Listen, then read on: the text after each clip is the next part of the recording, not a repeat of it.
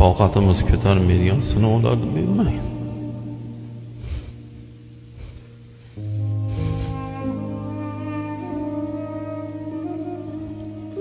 Sen bermasang beruvchi yo'q Allohim. O'zing rahim qilgin ilohim. Senga muhtojmiz.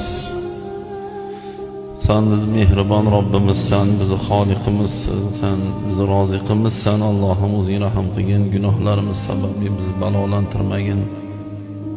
Allohim qahatchilikdan, ocharchilikdan, suvsizlikdan, har xil yerdan, osmondan keladigan balolardan o'zing saqlagin ilohim.